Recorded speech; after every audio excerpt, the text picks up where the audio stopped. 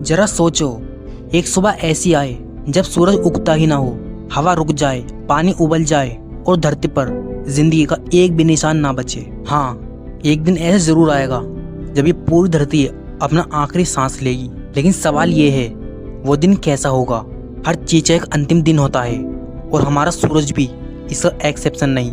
आज से लगभग 5 बिलियन साल बाद सूरज अपनी उम्र के अंतिम पड़ाव पर होगा। उस वक्त वो धीरे धीरे फूलने लगेगा, एक रेड गेंद बन जाएगा। पहले मरकरी, फिर वीनस और फिर धरती तक उसकी आग पहुंच जाएगी। जब सूरज का ताप 1000 गुना बढ़ेगा तब धरती का समुद्र उबलने लगेगा। हर ड्रॉप ऑफ वाटर स्टीम बनकर स्पेस में उड़ जाएगी।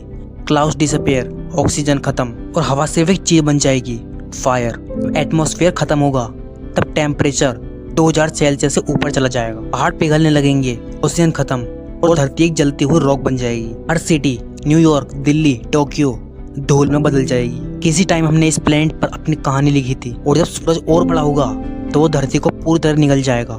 ये प्लेनेट जहाँ कभी हम थे वो किसी स्टार के पेट में समझ आएगा। शायद तब तक इंसान स्पेस में चला गया होगा, मार्स या किसी और गैलेक्सी में अपना नया घर बना चुका होगा। लेकिन एक दिन वो नए घर भी मरेंगे, स्टार्स खत्म होंगे, गैलेक्सीज फेड हो जाएंगी। अंत में यूनिवर्स में कुछ भी नहीं बचेगा, सिर्फ अंधेरा और शांति। साइंटिस्ट कहते हैं यूनिवर्स एक दिन हीट डेथ में पहुंच जाएगा, जहां हर एनर्जी बैलेंस हो जाएगी और सब कुछ रुक जाएगा, टाइम भी, लाइट भी और जिंदगी भी।